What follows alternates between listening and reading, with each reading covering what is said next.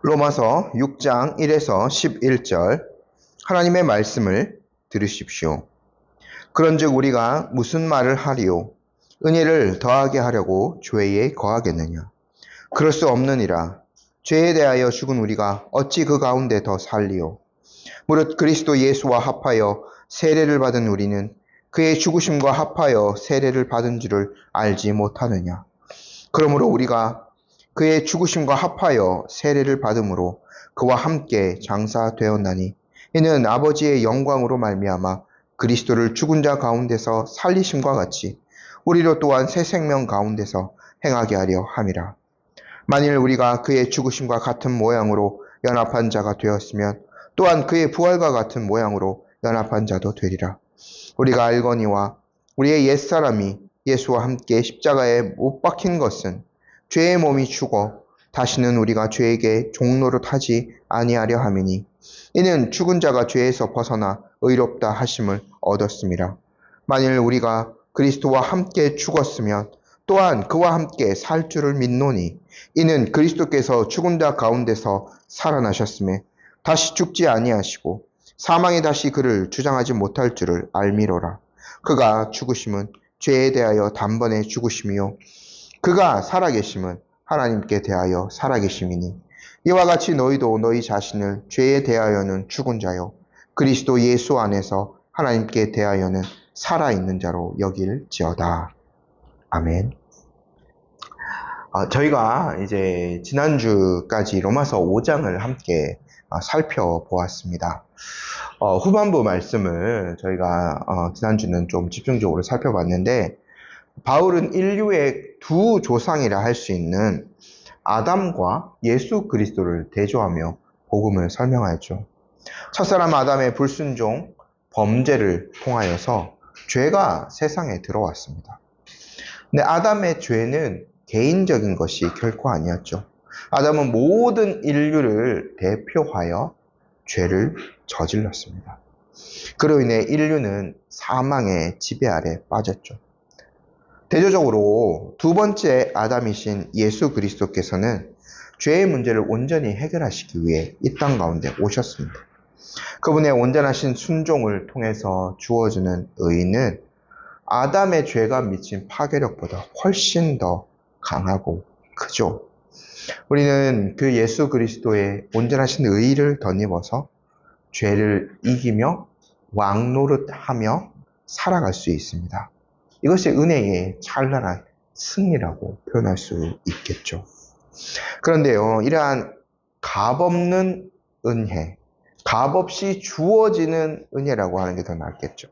오직 우리의 행위가 아니라 오직 우리의 믿음으로 인한 이 칭의는 필연적으로 이 타락한 본성을 지닌 인류로부터 한 가지 심각한 오해와 반론을 불러일으킵니다. 한번 잘 들어보십시오, 여러분.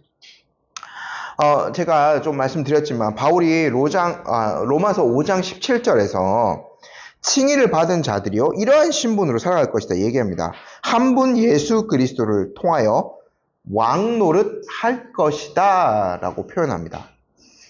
근데 여러분 한번 잘 생각해 보십시오. 우리가 일반적으로 물론 이제 우리나라도 왕정을 끝낸 지 이제 100년이 훨씬 넘었습니다만 우리가 일반적으로 왕이 어떻게 산다고 생각하나요?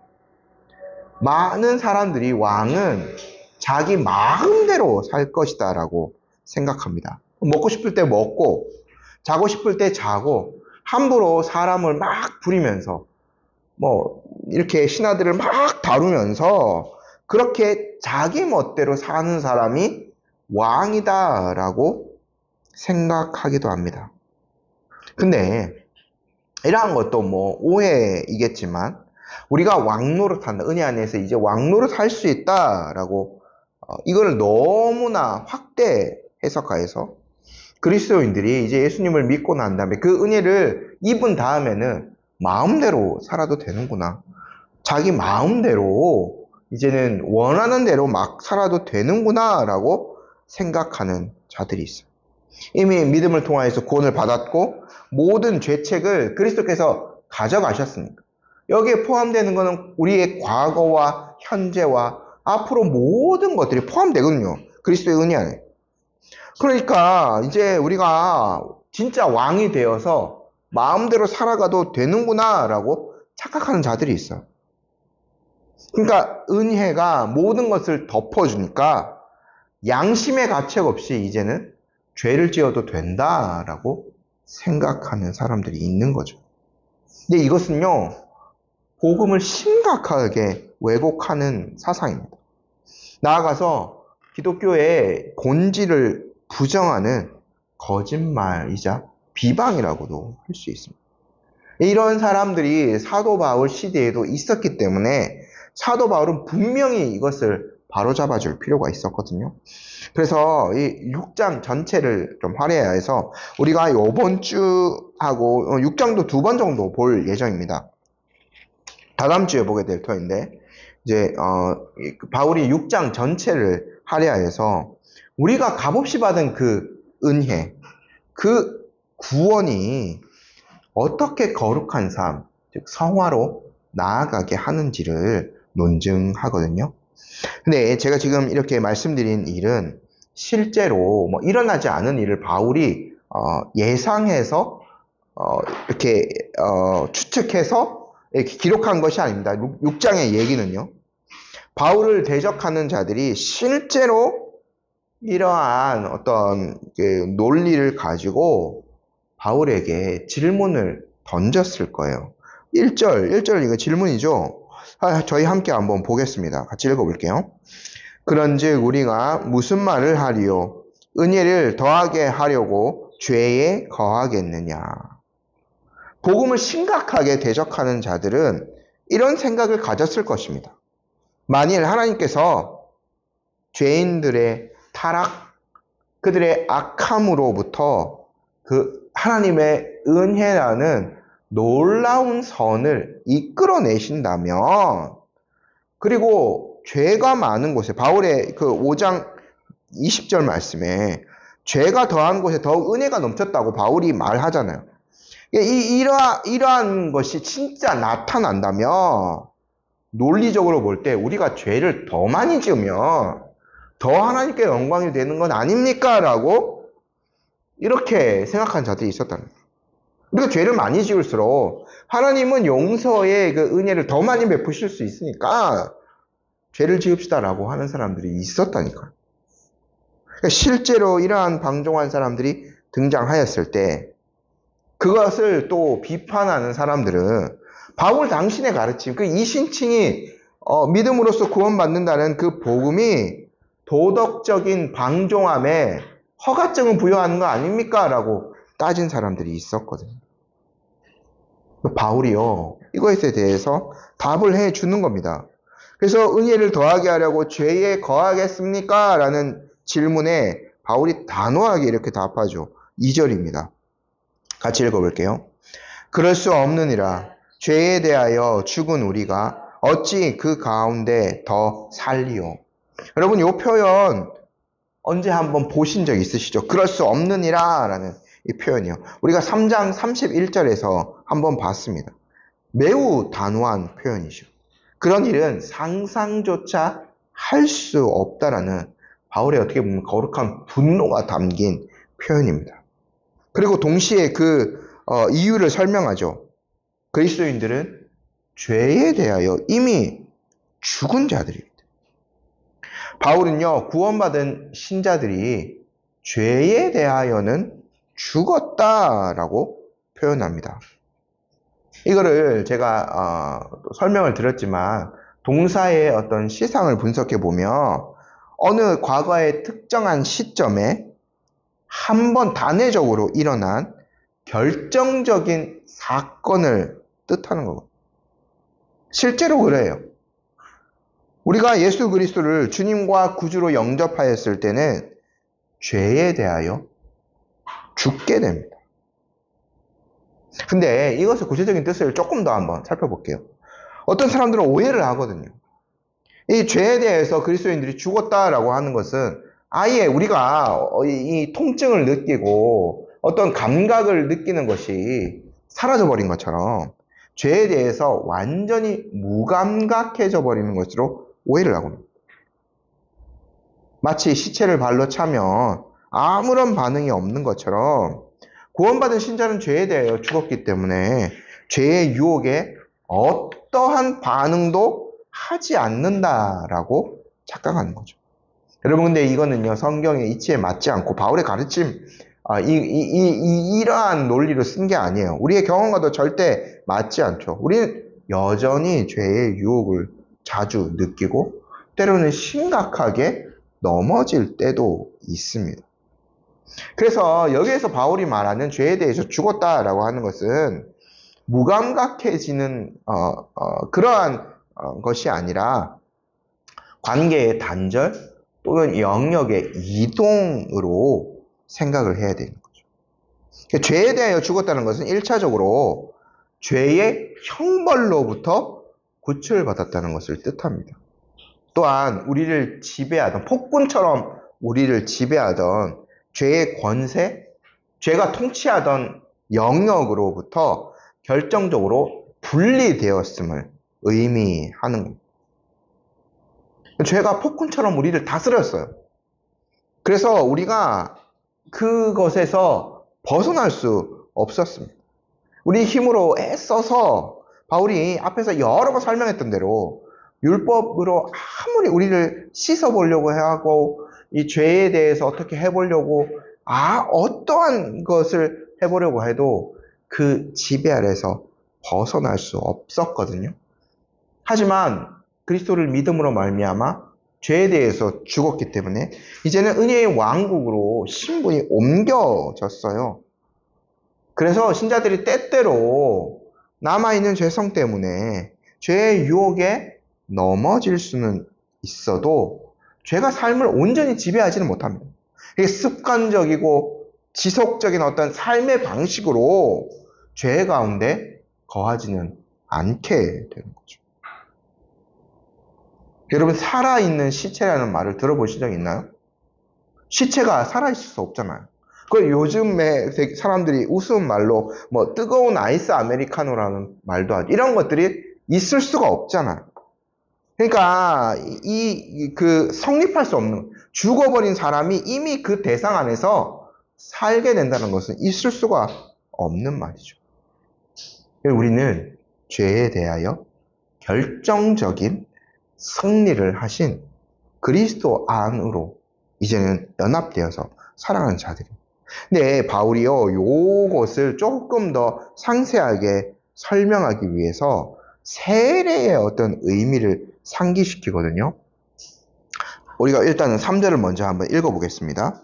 6장 3절 시작. 무릇 그리스도 예수와 합하여 세례를 받은 우리는 그의 죽으심과 합하여 세례를 받은 줄을 알지 못하느냐. 그럼 세례가 그리스도와 연합한다는 것들을 인치는 어떤 상징입니다. 근데 세례가 저희는 그냥 이렇게 물을 뿌리는 방식으로 세례를 줍니다만 예수님이 이제 받으셨던 세례자 요한에게 받으셨던 세례 같은 걸 생각해 보면 물에 한번 담그죠. 그런 다음에 다시 이제 일으킵니다. 이거는 죽고 사는 것들을 나타내는 어떤 형식이기도 하거든요. 근데 이제 오늘날은 저희들이 세례에 대해서 많이 좀 무감각해지고 그것이 얼마나 큰 의미를 갖고 있는지 잊어버린 세대이기도 합니다. 초대교회 바울의 이 당시 그리고 그 뒤까지 세례는 정말 중요한 예식이었어요. 그 세례 안에는 이 사람이 온전한 믿음을 받았다. 그리고 그러니까 성령의 선물이라고 할 수 있는 그 은혜를 받았다. 그리고 이제 죄된 어떤 옛 본성을 끊고 그리스도께로 온전히 회심하였다. 이 모든 것들을 요약하는 표지였거든요. 그 모든 것들을 사실은 잘 점검했어요. 그래서 세례 교육을 할 때 오늘날 뭐 너무나 간단하게 세례 교육을 하지만 정말 신중하게 가르치고 오래 가르치고 세례도 신중하게 베풀었습니다. 이렇게 했다고 해서 여러분 오해해서는 안 되는 것이 있는데, 그게 물 세례를 그렇게 받았다고 해서 자동적으로 그 사람에게 구원이 보장된다라고 결코 생각할 수 없는 거죠. 그러나 세례는 성령님에 의해서 보이지 않게 이루어지는 그리스도와의 연합, 이 사람이 예수 그리스도와 연합되었다는 그 사건을 눈에 보이게 드러나게 하고 인치는 역할을 하게 됩니다. 이게 놀라운 은혜의 통로인 거죠. 근데 바울이 뭐라고 표현해요? 그리스도 예수와 합하여 세례를 받았다고 합니다. 우리의 머리 대신 예수 그리스도와 신비적으로, 유기적으로 연합이 되어 있다는 거예요. 이중적인 의미를 한번 찾아봅시다. 첫 번째는 예수 그리스도의 죽으심과의 연합입니다. 4절 함께 읽어보겠습니다. 그러므로 우리가 그의 죽으심과 합하여 세례를 받음으로 그와 함께 장사되었나니 이는 아버지의 영광으로 말미암아 그리스도를 죽은 자 가운데서 살리심과 같이 우리로 또한 새 생명 가운데서 행하게 하려 함이라. 우리는 예수 그리스도의 죽으심과 함께 장사된 자입니다. 실제로 옛 삶이 예수 그리스도가 십자가에 못 박히셨을 때 우리의 옛 삶도 죽었다는 거예요. 근데 이것은 우리가 가만히 죽은 상태로만 살아가는 것이 아니라 바울의 표현대로 새 생명 가운데서 행하게 하려, 더 역동적인 삶을 살아가게 하기 위해서 우리가 죽은 거예요. 그의 죽으심과 합하여 세례를 받은 거예요. 옛 본성이 죽었습니다. 이걸 그대로 가지고 있는 채로 뭔가를 한다고 할 수 없죠. 하나님께 영광이 되지 않습니다. 우리의 옛 본성이 그리스도와 함께 죽었어요. 그리고요, 두 번째, 그분의 부활과 연합하여서 세례를 받았습니다. 5절 말씀 같이 한번 읽어볼게요. 만일 우리가 그의 죽으심과 같은 모양으로 연합한 자가 되었으면 또한 그의 부활과 같은 모양으로 연합한 자도 되리라. 여러분, 그리스도인은 예수 그리스도의 죽으심과 함께 연합한 자들이에요. 또한 그분의 부활과 함께 연합한 자도 됩니다. 이것을 따로 분리해서 생각하면 결코 그거는 옳은 가르침이 아니죠. 믿음으로 십자가에서 그리스도의 죽음을 자신의 죽음과 동일하게 받은 사람이 아무 일도 일어나지 않은 것처럼, 마치 새로운 능력이 자기에게는 없는 것처럼, 그의 영혼 안에 부활 생명이 없는 것처럼 어찌 그렇게 살아갈 수 있겠습니까? 예수 그리스도의 죽음은요, 그와 연합한 자들에게 새 생명으로 살아가는 놀라운 역동성으로 그 사람의 삶을 인도합니다. 그래서 바울이요, 6절에서 이렇게 표현합니다. 같이 한번 읽어볼게요. 우리가 알거니와 우리의 옛사람이 예수와 함께 십자가에 못 박힌 것은 죄의 몸이 죽어 다시는 우리가 죄에게 종노릇하지 아니하려 함이니. 우리의 옛사람이 예수 그리스도와 함께 십자가에 못 박혔습니다. 앞에 5장에서 비유한 대로 아담과의 연대가 우리는 이제 끊어지게 된 거죠. 그 결과 죄의 몸이 무력해졌습니다. 좀 여러분들 계속 좀 반복되는 설명이 어렵고 지겨울 수도 있는데, 여러분 이걸 한번 들어보십시오. 어떤 사람이 이렇게 설명하면서 이렇게 가르쳤는데요. 예전에 고대 시대에 그때는 범죄자의 인권도 없었기 때문에 형벌이 참 끔찍한 형벌들이 많았죠. 예수님이 받으셨던 십자가라는 형벌도 가장 끔찍한 형벌이었고요. 근데 어떤 경우에는 살인죄를 저지른 사람에게 그 사람이 아마 죽인 사람일 거예요. 썩어가는 그 시체를 묻고 다니게 하는 형벌이 있었다고 합니다. 자기의 이 등 뒤에 시체를 묻고 돌아다니는데 이 사람 그럼 모든 사람이 저 사람은 살인자구나. 아, 저 사람이 지금 저 뒤에 묻고 다니는 저 시체를 죽인 그 범인이구나 라는 것들을 아는 거죠.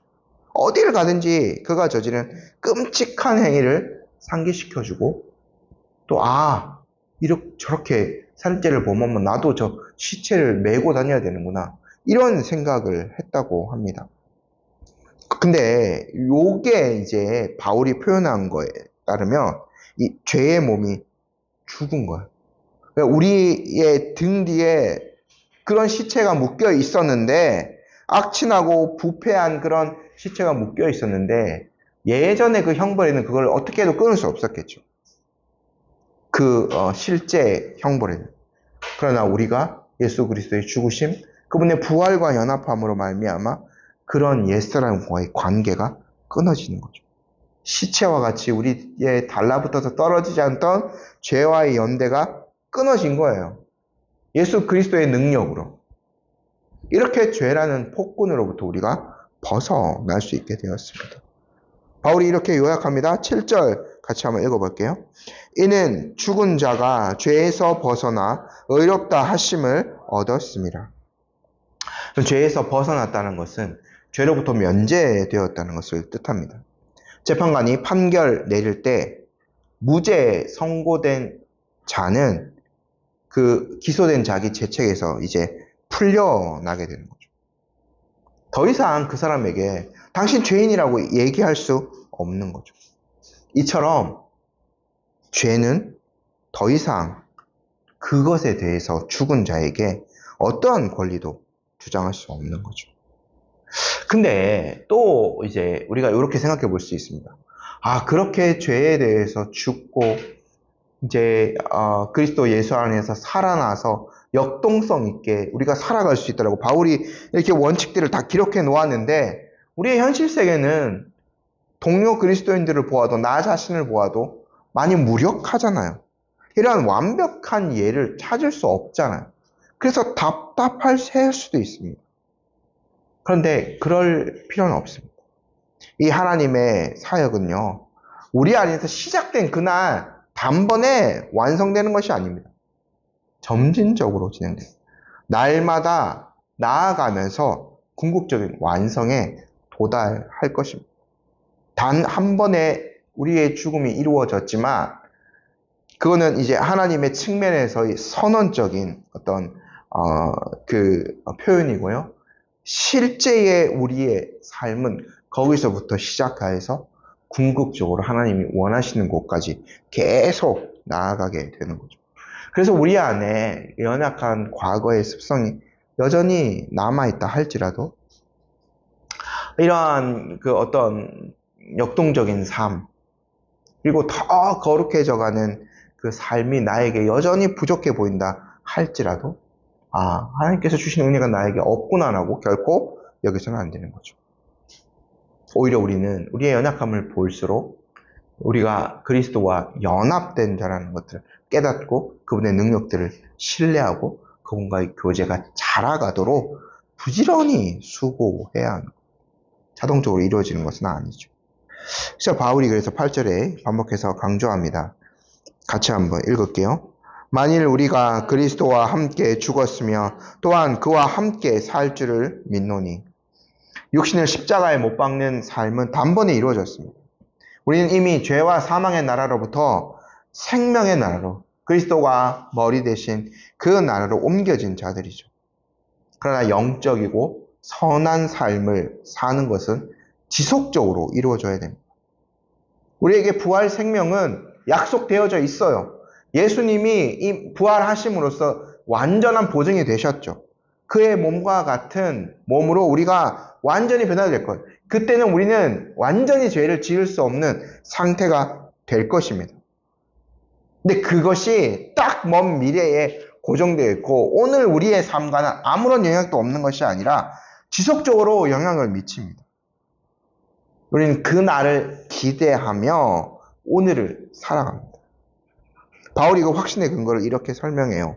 9절 10절 말씀 함께 읽어보겠습니다. 이는 그리스도께서 죽은 자 가운데서 살아나셨음에 다시 죽지 아니하시고 사망이 그를 주장하지 못할 줄을 알미로라. 그가 죽으심은 죄에 대하여 단번에 죽으심이요 그가 살아계심은 하나님께 대하여 살아계심이니. 부활하신 예수 그리스도, 그분은 결코 다시 죽지 않으실 겁니다. 사망이 그를 주장하지 못합니다. 그리스도께서 우리의 죄를 속하시기 위해서 잠시 죄에 종속되셨죠. 그러나 부활하심으로써 죄와 사망의 권세를 완전히 정복하셨습니다. 예수님의 부활은 번복될 수 없죠. 마찬가지로 그리스도와 연합된 신자가 과거의 그 죄의 권세와 맺었던 관계를 단절하는 것, 이거는 한 번으로 족합니다. 한 번으로 완전한 사건입니다. 반복될 필요가 없는 최종적인 사건이죠. 우리가 은혜 안에 있다는 사실을 계속 깨닫고 계속 그 은혜의 어떤 그 통로들 활용하여서 더 점진적으로 그분을 닮은 삶으로 나아갈 수 있어야 되겠죠. 바울이 그래서요 11절처럼 소결론을 맺습니다. 같이 한번 크게 읽어볼게요.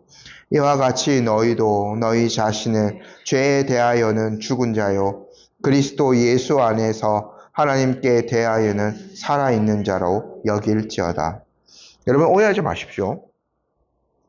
이렇게 여길지어다라는 명령으로 표현되어 있다고 해서 이거 없는데, 이러한 은혜가 없는데, 우리는 뭐 죄에 대해서 죽고 그리스도에 대해서 살아, 이것이 없는데 그냥 그것이 있는 것처럼 진짜처럼 믿으라라고 세뇌하는 것이 결코 아니에요. 예수 그리스도와의 연합을 통해서 우리에게는 그 부활의 능력이, 그리스도의 은혜가 충만하게 거한다니까요. 이 확증된 사실을 우리 마음 깊이 인정하고 받아들이라는 권면이에요. 이미 우리의 옛사람은 그리스도의 죽음과 함께 끝났어요. 우리가 갚아야 될 빚은 예수 그리스도께서 십자가에 죽으심으로 다 지불되었다니까요. 그래서 우리가 어리석은 사람처럼 계속 머리를 치면서 그렇게 살아갈 필요가 없는 거죠. 죄에 대해선 죽었고 그리스도 예수 안에서 하나님께 대하여는 살아있는 자들. 이걸 이렇게 한번 표현해 봅시다, 여러분. 우리에게는 두 권의 전기책이 있습니다. 위인전, 그런 전기 아시죠? 한 권은 우리가 그리스도를 믿기 전, 회심 이전에 삶이 기록된 책입니다. 두 번째 책은 예수 그리스도의 부활과 연합하여 새롭게 시작된 삶이 기록된 책입니다. 믿는 자들은 첫 번째, 옛 과거의 우리의 전기책이 십자가에서 영원히 덮이고 닫혔다는 사실을 기억해야 합니다. 그리스도와 함께한 죽음과 부활이 마치 일어나지 않았던 것처럼 다시 일권책을 펼친다는 것은 상상조차 할 수 없는 일이죠. 신자는 이미 죄에 대해서는 죽었고 하나님께 대하여는 살아있는 자입니다. 이런 정체성을 가지고 세상을 힘있게 살아가야 되는 거죠. 죄에 질 필요가 없습니다. 오늘 말씀 정리하면서 교리적으로 하나를 좀 정리하고 다시 이제 결론을 맺도록 할 텐데요. 여러분, 우리가 고백하는 이 진리, 복음은 결코 신자를 불경건한 삶으로 이끌지 못합니다. 바울이요, 은혜를 더하게 하려고 죄에 거하겠느냐라는 물음 앞에 단호하게, 그거 결코 있을 수 없다. 그렇게 말한 자는 저주고 있을 거라는 식으로 매우 강하게 그럴 수 없다라고 외쳤습니다.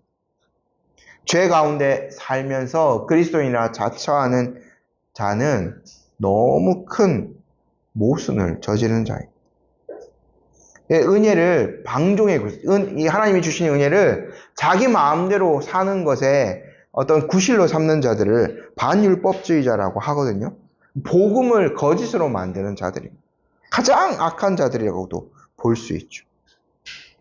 믿는 자들은 예수 그리스도의 죽으심과 합하여 장사되었습니다. 그리고 예수 그리스도의 부활과 함께 새 생명 가운데서 행하도록 일으키심을 받았습니다. 그분과 연합되었기 때문에 신자의 거룩함은 그 자신에게서 나오는 것이 아니라 오직 예수 그리스도, 연합된 그분으로부터 출발하는 거죠. 그래서 하나님과 화목하고 성령님의 능력을 덧입어서 적극적으로 선을 행하면서 살아갈 수 있게 됩니다.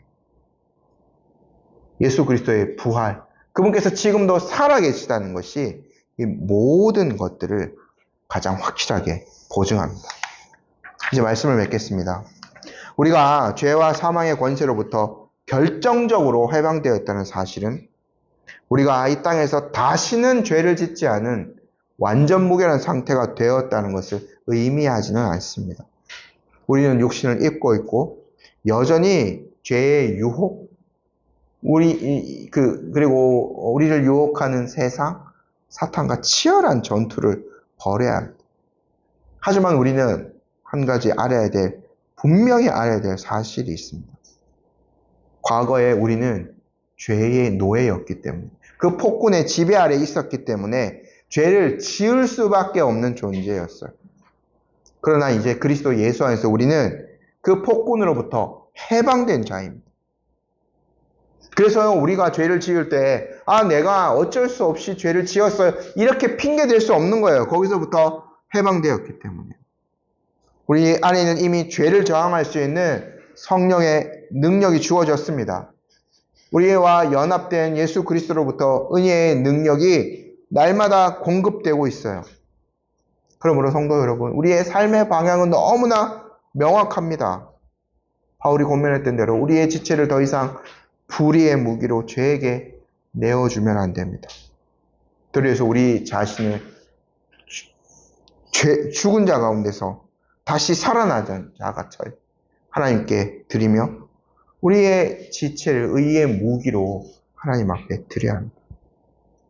우리의 옛사람은 그리스도와 함께 십자가에 못 박혔습니다. 이제 우리가 사는 것은 나 자신이 사는 것이 아님을 기억하십시오. 오직 내 안에 그리스도께서 사시는 것입니다. 그렇게 해서 이제 한 주간 세상으로 나아갈 때 여러분의 신분이 어떠한 것인지를 기억하셨으면 좋겠습니다. 우린 죄에 대해서는 죽은 자요, 하나님께 대하여서는 살아있는 자입니다. 그리스도 안에 있는 것이 우리의 생명의 원천이 되고 그리스도를 닮아가는 것이 우리의 삶의 참된 목적이 됩니다. 그리스도와 함께 영원히 거하는 것이 우리의 가장 큰 기쁨이 됩니다. 이 은혜의 나라에서 주님이 주시는 부활의 능력으로 날마다 죄를 이기며 의의 열매를 맺어 가실 수 있는 저와 여러분이 되기를 간절히 소망합니다. 아멘. 저희 함께 기도하도록 하겠습니다.